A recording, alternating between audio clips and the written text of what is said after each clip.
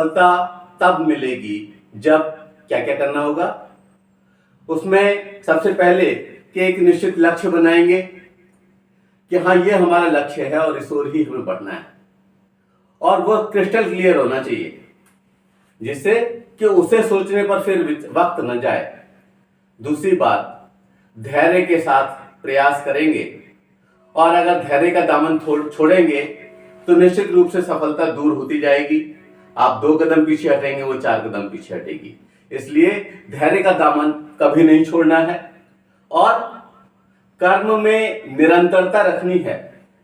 कर्म में निरंतरता मतलब यह है कि एक छोटी सी सफलता मिली, आप पार्टी बनाने लगे, आप दिखावा करने लगे, आप ढोंग करने लगे और कर्म से कहीं हट गए तो निश्चित रूप से आप फिर धड़ाम से नीचे गिरेंगे। इसलिए हमारे कर्म में निरंतरता हो, और ये निरंतरता हमें बड़े लक्ष्य हासिल कराएगी। और लक्ष्य का जब अनुसंधान हो जाए, लक्ष्य का जब संधान हो जाए, तब हम नवीन लक्ष्य बढ़ाएं और लगातार आगे बढ़ें। जो अच्छे कर्म हैं वो हमें साथ में रखने चाहिए, हमेशा हमारे स्वभाव का अंग होना चाहिए। और जो कुछ भी हमें प्रगति मिली है, जो कोई भी हमें सफलता मिली है, उसे अगर हम लिपिबद्ध कर लेते हैं तो निश्चित रूप से जब हमारे अवसाद के दिन होंगे, परेशानी के दिन होंगे, तो वह डायरी हमारी बहुत मदद करेगी और हम पुनः उठ खड़े होंगे उस प्रगति के लिए, उस सफलता के लिए।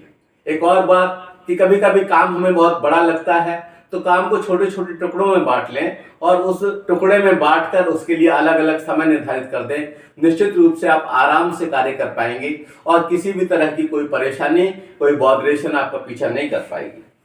और एक जो आज के इस प्रोफेशनल युग में सबसे ज्यादा आवश्यक है वह यह कि काम की एक डेडलाइन रखें कि हाँ ये हमें इस समय तक पूरा करना है, और फिर पूरे मनोयोग से जुट जाएं।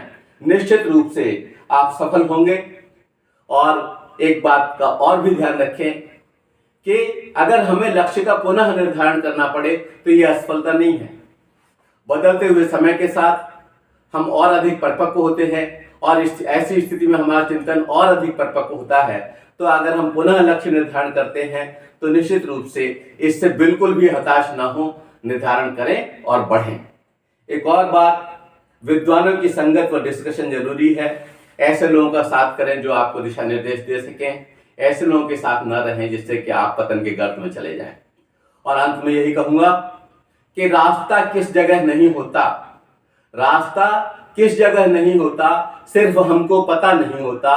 छोड़ दें डर कर रास्ता ही हम, ये कोई रास्ता नहीं होता।